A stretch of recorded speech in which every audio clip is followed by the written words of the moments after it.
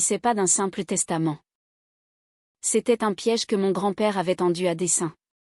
Quand le notaire a dit « Il y a des instructions que votre père a laissées concernant cette journée », mon estomac s'est noué. Les funérailles allaient enfin dire la vérité. Je m'appelle Céleste, j'ai 32 ans et je vis à Bordeaux, dans le quartier des Chartrons, là où la vieille fortune se cache derrière des façades en pierre de taille et où l'héritage se négocie comme des actions en bourse.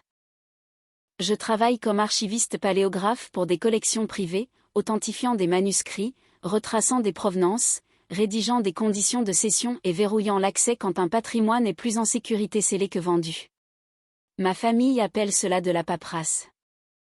Mon grand-père, Édouard, appelait cela de la protection. Dans notre demeure, j'étais celle qui pouvait tout gérer. Ma mère, Béatrice, le disait comme un compliment qui s'accompagnait toujours d'une corvée. Mon père, Marc, le traitait comme une garantie. S'il y avait une crise, je devais apparaître discrètement, efficacement et sans rien demander en retour. Cet arrangement semblait normal jusqu'à la nuit où l'hôpital a appelé, et où la normalité s'est effondrée sous une lumière fluorescente. Mademoiselle Valmont, votre grand-père a été admis il y a 20 minutes, a dit l'infirmière. Crise cardiaque massive. Il se pourrait qu'il ne s'en sorte pas. J'attrapais déjà mon trench-coat. Dans ma Peugeot, j'ai appelé ma mère. Messagerie vocale. Mon père, messagerie vocale. J'ai écrit dans notre groupe familial. Il ne va peut-être pas tenir. Venez vite. Le message est resté là comme un signal de détresse. Personne n'a pris la peine de regarder. À un feu rouge, mon téléphone a vibré. La réponse de maman n'était pas un appel. C'était un SMS. Tu es plus près. Gère ça. Pas de questions, pas de panique, pas de j'arrive. Juste la poussée familière de la responsabilité entre mes mains, comme si elle me passait un carton lourd avant de s'éloigner pour que je ne puisse pas refuser. Quelque chose en moi est devenu froid et net comme du verre. L'hôpital sentait le désinfectant et la peur fatiguée. Un médecin a expliqué les risques avec des phrases prudentes et m'a interrogé sur une directive de non-réanimation dont j'ignorais l'existence. Je me suis assise à côté du lit de mon grand-père et j'ai tenu sa main pendant que les machines respiraient et bipaient à sa place. Sa peau était chaude, mais sa présence semblait lointaine, comme s'il avait déjà commencé à s'effacer. J'ai rappelé mon père. Il a fini par décrocher, l'air agacé, comme si j'appelais pour une réservation au restaurant. Qu'est-ce qui se passe, a-t-il demandé. Il a fait un infarctus massif, j'ai dit. Ils font tout ce qu'ils peuvent. D'accord, a répondu mon père. Tiens-moi au courant. En arrière-plan, j'ai entendu ma mère, tranchante et pragmatique. Dis-lui de ne rien signer sans nous. Mon père l'a répété comme un ordre. Ne signe rien. Puis il a raccroché. J'ai fixé l'écran noir, réalisant qu'il ne s'inquiétait pas pour lui. Il s'inquiétait pour le contrôle. Les heures passaient dans la lente torture des salles d'attente. Une infirmière m'a tendu des formulaires avec de petites cases que je ne voulais pas cocher. Un interne m'a posé des questions auxquelles je ne pouvais pas répondre parce que je n'étais pas censée être seule pour affronter cela. J'ai envoyé un autre message. Il est en état critique. Je vous en prie, venez. Il est resté non lu. À un moment donné, je suis sortie dans le couloir et j'ai envoyé un message direct à maman. Est-ce que vous venez ou pas? Sa réponse est arrivée 20 minutes plus tard. Pas ce soir. Tu connais l'emploi du temps de ton père. Fais juste ce qu'il faut faire. Fais ce qu'il faut faire.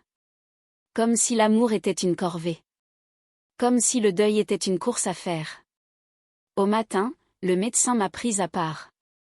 Je suis désolé, a-t-il dit. Nous avons fait tout ce que nous avons pu. Il y a des mots qui se gravent en vous. Mon grand-père était parti. Les machines se sont tues comme si la pièce respectait enfin la vérité. J'ai appelé ma mère et je lui ai dit. Elle a marqué une pause. Trop longue, trop vide.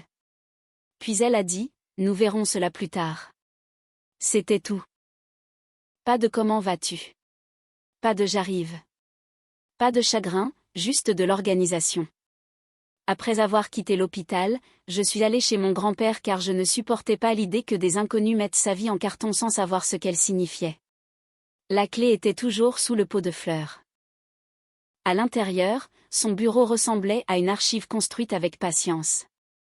Des boîtes étiquetées, des lettres nouées par des rubans, des journaux empilés avec soin. Il ne laissait jamais rien au hasard. C'était le détail qui m'effrayait le plus. Sur son bureau, des dossiers étaient alignés, pas des brouillons. Des documents officiels avec des sceaux notariés, et en dessous, une enveloppe épaisse avec son écriture précisant pour exécution légale uniquement. Mon téléphone a sonné. « Céleste, j'ai entendu, » dit ma mère. « Tu es chez lui. » « Bien. Ne touche à rien d'important. Ton père et moi passerons plus tard. Nous devons faire le tri. » Faire le tri signifiait tout prendre. Je suis déjà en train de revoir les documents, j'ai dit. Tu n'en as pas l'autorité, a-t-elle répliqué sèchement, et la chaleur a quitté sa voix comme un masque qui tombe. J'ai regardé les signatures de mon grand-père, la finalité nette de son organisation. En es-tu sûre, ai-je demandé. Elle a inspiré brusquement. Céleste, ne complique pas les choses. C'est plus important que tes sentiments. Il y a des actifs, des collections, des accès. Elle était là, sa véritable douleur, la perte d'un levier financier. Cette nuit-là, je n'ai pas ouvert l'enveloppe légale. Je l'ai mise dans mon sac et j'ai dormi avec elle près du lit comme si c'était un passeport pour quitter un pays où j'avais été piégée. Le lendemain matin, maman est arrivée à l'improviste. Elle n'a pas frappé comme on frappe quand on se sent coupable. Elle a frappé comme on frappe quand on pense que la porte nous appartient. Elle est entrée dans le bureau vêtue de noir et de parfum, les yeux parcourant rapidement les étagères et les cartons. « Oh » a-t-elle dit doucement. « Il a vraiment tout gardé. » « Il y tenait » j'ai répondu. Elle a émis un petit rire moqueur. Il accumulait. Puis elle a tendu la main vers une boîte étiquetée enregistrements familiaux. Ses doigts se sont crispés dessus comme si elle lui appartenait déjà. J'ai posé ma main sur le couvercle. Sans drame, sans agressivité, juste là. Le sourire de maman s'est crispé. « Qu'est-ce que tu fais ? » « Je préserve » j'ai dit. C'est littéralement mon métier. Ses yeux ont balayé mon visage, le mépris déguisé en déception. Ton métier est une jolie petite niche, Céleste. Ici, on parle de vraies décisions. On parle de valeurs. Mon père est arrivé 10 minutes plus tard. Il ne m'a pas serré dans ses bras. Il n'a pas demandé comment je tenais le coup. Il est allé droit au bureau et a feuilleté un dossier sans le lire, comme s'il cherchait une étiquette de prix. Bon, a-t-il dit brusquement. Quelle est la situation ? La situation, j'ai dit d'une voix monocorde. C'est que grand-père est mort. La mâchoire de mon père s'est contractée. Je veux dire, avec les papiers. Ma mère s'est approchée, baissant la voix comme si elle partageait un secret. Nous devons faire vite, a-t-elle murmuré. Les gens rôdent quand quelqu'un meurt. Nous devrions contrôler cela avant que des étrangers ne s'en mêlent. Des étrangers. Comme si les amis de mon grand-père, les historiens et les administrateurs étaient des ennemis, et que les seules mains sûres étaient celles qui cherchaient déjà à saisir. Mon père a hoché la tête. J'ai quelqu'un d'intéressé, un collectionneur de Paris. Il paiera pour un accès privé, les lettres, les enregistrements. Assez pour que tout cela en vaille la peine. Grand-père ne voulait pas que ce soit vendu, j'ai dit. Ma mère a balayé l'air d'une main. Il est parti. Nous sommes les vivants. Ne sois pas théâtral. Le mot théâtral est tombé comme une gifle parce que mon chagrin dérangeait son emploi du temps. Je ne signerai rien, j'ai dit. Les yeux de mon père se sont plissés. Ce n'est pas à toi de décider. J'ai inspiré lentement, comme je le fais lorsqu'un client tente de réécrire l'histoire avec assurance et sans aucune preuve. En fait, j'ai dit, il se pourrait que si. Le regard de ma mère s'est aiguisé. Qu'est-ce que ça veut dire ? Ça veut dire, j'ai répondu, que vous devriez lire avant de commencer à vendre sa vie. Mon père a tendu la main vers les documents de transfert. J'ai été plus rapide, les glissant dans mon sac. Le visage de ma mère a brillé d'une colère si vive qu'elle a semblé honnête pour une fois. Tu voles, a-t-elle sifflé. Je sauvegarde, j'ai rectifié. Autre mot, autre intention. Le rire de ma mère était petit et méchant. Regarde-toi, jouant les héroïnes de musée. Tu n'es que toi. J'ai fini sa phrase parce qu'elle avait utilisé cette réplique toute ma vie. Oui, je sais. Mon père s'est approché, la voix basse. Céleste, ne nous oblige pas à faire ça de la manière forte. Je l'ai regardé, lui et la menace sur son visage, et quelque chose en moi s'est mis en place. Alors ne le faites pas, j'ai dit. Partez. Les yeux de ma mère se sont agrandis, offensés. Tu ne peux pas nous mettre dehors de la maison de ton père. C'est la maison de mon grand-père, j'ai dit. Et vous n'êtes pas ici pour lui. Ils ne sont pas partis tout de suite. Ils ont rôdé. Ils ont essayé différentes tactiques en succession rapide, comme s'ils fouillaient dans une boîte à outils. La culpabilité, la colère, la douceur, la honte. Ma mère a d'abord adouci sa voix. Ma chérie, tu es épuisée. Tu es sous le choc. Laisse-nous gérer les choses pour que tu puisses te reposer. Je n'ai pas répondu. Mon père a tenté la pression. Si tu fais honte à cette famille, tu le regretteras. Ma mère a sorti une lame plus aiguisée. Tu as toujours aimé faire la martyre. C'est toute ta personnalité. Celle-là a porté parce qu'elle était en partie vraie. J'avais construit une vie autour de l'utilité parce qu'être aimé semblait être un luxe que ma famille n'avait pas en stock. Je suis partie avant de commencer à pleurer devant eux. J'ai conduit jusqu'à mon cabinet, les mains crispées sur le volant, et j'ai appelé le notaire de la famille. Il m'a demandé de venir immédiatement. Son bureau était calme d'une manière qui me donnait des frissons. Un calme juridique, celui qui dit, peu importe ce que vous ressentez, le papier décidera. J'ai posé l'enveloppe épaisse sur son bureau. Il ne l'a pas ouverte tout de suite. Ses yeux se sont posés sur l'écriture de mon grand-père. Le respect et la prudence ont traversé son visage. Vous l'avez trouvé, a-t-il dit. Qu'est-ce qu'il a fait? Ma voix est sortie plus petite que je ne le voulais. 10 jours avant son décès, a-t-il répondu, votre grand-père a mis à jour ses dispositions successorales. Il a transféré l'intégralité des archives privées dans un fonds culturel fermé. Vous en êtes l'administratrice légale. Vous contrôlez l'accès et la conservation. Ma gorge s'est serrée. Et ma mère, a-t-elle été exclue du contrôle administratif, a-t-il dit. Aucun droit d'accès selon les nouveaux documents. Un soulagement que je ne voulais pas ressentir a pressé mes côtes. Le soulagement n'est pas pur quand il vient de la chute du masque d'un proche. Il y a aussi une directive pour les funérailles, a-t-il continué. Sous condition. Quelles conditions? Si sa fille est présente, a dit le notaire en observant ma réaction.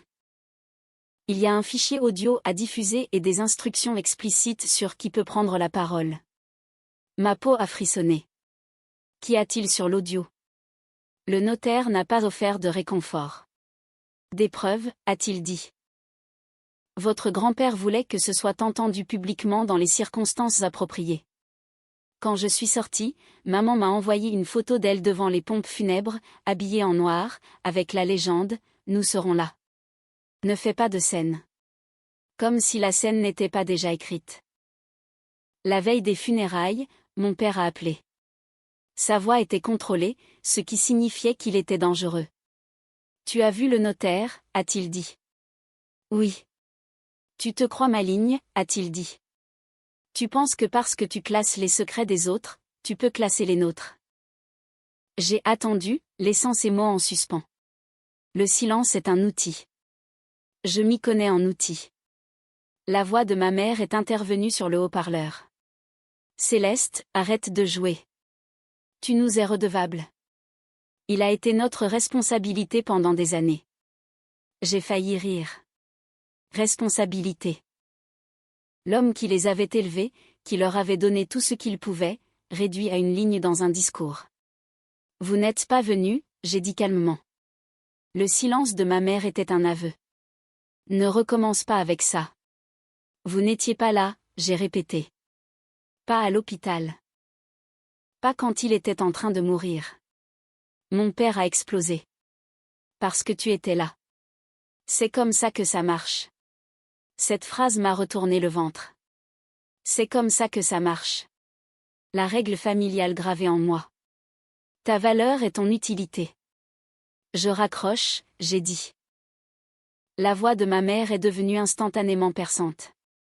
Si tu me ruines demain, c'est déjà fait, j'ai répondu avant de couper l'appel. Le matin des obsèques, maman est arrivée tôt, vêtue de noir comme si elle avait été castée pour le rôle. Elle a pris place au premier rang, a joint les mains et a exercé les bons muscles faciaux. Mon père se tenait à ses côtés, la mâchoire rigide, avec l'air d'un homme qui déteste être impuissant. Quand je suis entrée, maman a sifflé sans tourner la tête. Ne lance pas de regard noir. Les gens voient quand on est ta mère. Les gens voient quand on ment, ai-je murmuré avant de continuer mon chemin. La cérémonie s'est déroulée dans un chagrin poli et générique jusqu'à ce que le notaire se lève. Il tenait l'enveloppe scellée. La salle s'est tue de cette manière particulière quand les gens sentent que l'argent se cache sous le deuil. Il y a des instructions que votre père a laissées concernant cette journée, a dit le notaire. Ma mère s'est redressée, prête à prononcer son discours, prête à parler pour un homme qu'elle n'était pas venue sauver. Le notaire a ouvert l'enveloppe. Le papier a crissé. Il a lu d'une voix ferme et claire. Si ma fille est présente, ne la laissez pas parler en mon nom. Un frémissement a parcouru l'assemblée. Le visage de ma mère s'est crispé, puis s'est figé. Il a continué, au lieu de cela, diffuser l'enregistrement que j'ai préparé. Ma mère s'est levée brusquement. Non, a-t-elle dit, la voix montant dans les aigus. C'est inapproprié. Mon père ne voudrait pas. Votre père a été explicite, madame. Le notaire a répondu, calme comme une porte verrouillée. Il a appuyé sur lecture. La propre voix de ma mère a rempli la pièce, claire et cruelle dans sa désinvolture. Il n'en a plus pour longtemps, disait l'enregistrement. Une fois qu'il sera parti, nous pourrons enfin déplacer les archives. On aura des gens qui nous supplieront pour y avoir accès. Un murmure sourd a roulé parmi les chaises. Quelqu'un s'est écarté de ma mère comme si l'avidité dégageait une odeur. Puis sa voix à nouveau, plus tranchante, amusée. Céleste s'occupera de l'hôpital. Elle le fait toujours. Mon estomac a basculé. Cette phrase n'était pas seulement une trahison. C'était l'aveu de la durée pendant laquelle il m'avait utilisé. L'enregistrement a pris fin. Le silence n'a pas vidé la pièce. Il l'a chargée. La bouche de ma mère s'est ouverte. C'est hors contexte, a-t-elle croassé, les yeux écarquillés par la panique. C'est privé, madame. Le notaire a dit, vous avez reçu l'instruction de ne pas parler. Mon père s'est avancé, en colère et embarrassé. C'est une affaire de famille, a-t-il aboyé. Personne ne l'a défendu. Les gens n'ont pas crié. Ils ont simplement détourné le regard de mes parents. Et ce rejet silencieux était plus bruyant que n'importe quelle insulte. Le notaire a déplié une seconde page. Avec effet immédiat, a-t-il lu, ma fille est exclue de tout héritage ou contrôle administratif de mes archives privées. Il lui est interdit d'accéder, de retirer, de vendre, de concéder des licences ou de transférer toute partie de la collection. Toute contestation entraînera la divulgation complète des enregistrements relatifs à ces actions. Le visage de ma mère s'est effondré, non pas de douleur, mais de peur pure. Je nomme ma petite fille comme administratrice unique du transfert des archives, a terminé le notaire. Ma mère s'est tournée vers moi, tremblante de rage. Tu as fait ça. Ce n'est pas moi, j'ai dit, et ma voix m'a surprise par sa stabilité. C'est lui. Mon père a sifflé. Règle ça. Dis-lui d'arrêter. J'ai regardé cet homme qui n'avait pas pris la peine de venir à l'hôpital, et quelque chose de vieux en moi est finalement mort sans drame. Non, j'ai dit. J'ai fini de gérer vos problèmes. Les yeux de ma mère brillaient, les larmes prêtes comme une arme. Tu ruinerais ta propre mère. Vous vous êtes ruiné tout seul, j'ai répondu. J'ai juste arrêté de vous couvrir. Elle a quitté la salle dans un bruit de talons et d'humiliation. Mon père a suivi, la mâchoire serrée, refusant de regarder qui que ce soit. Personne ne les a arrêtés. Personne ne les a rattrapés, pas même ceux qui les appelaient autrefois une famille honorable. Ce soir-là, je suis retourné à mon espace de travail, une petite pièce climatisée avec des boîtes sans acide et du silence, le genre de silence qui ressemble au respect. J'ai apporté le premier carton du bureau de mon grand-père et je l'ai ouvert sous ma lampe de bureau. Au-dessus se trouvait une clé USB étiquetée de sa main, dernier fichier. Je l'ai branchée et j'ai appuyé sur lecture. Sa voix est revenue, douce mais claire. Si tu entends ceci, je ne suis plus là, a-t-il dit, et je pouvais entendre le sourire qu'il n'avait pas besoin de feindre. Je suis désolé que tu aies été seul à l'hôpital. Je suis désolé qu'on t'ait dit de gérer cela comme si l'amour était une corvée. Mes yeux brûlaient. Je t'ai vu, a-t-il continué. Tu es resté. C'est tout ce qui comptait. Garde tout cela en sécurité. Garde le vrai. Le fichier s'est terminé. La pièce a gardé ces mots comme une lettre scellée. Je n'ai pas fait de discours. Je n'en avais pas besoin. J'ai ouvert un dossier, écrit la première ligne de l'inventaire, et j'ai continué à travailler. Les mains fermes, le cœur à vif, la colonne vertébrale enfin droite. La morale s'est installée calmement, comme le font les vraies vérités. Les gens vous loueront comme quelqu'un de fort quand ils veulent dire en réalité que vous êtes pratique. Le jour où vous cessez d'être pratique est le jour où vous découvrez qui ne vous a jamais aimé, mais aimait seulement ce que vous pouviez porter pour eux. Cette histoire nous plonge au cœur des dynamiques familiales toxiques où l'utilité remplace l'affection. En France, la notion de patrimoine est souvent liée à une certaine image sociale, et ici, Céleste incarne la rupture avec cette hypocrisie. Ce récit montre que la force ne consiste pas toujours à endurer en silence, mais parfois à poser des limites claires et à laisser les autres assumer les conséquences de leurs actes. La loyauté familiale a ses limites, surtout lorsqu'elle devient à sens unique.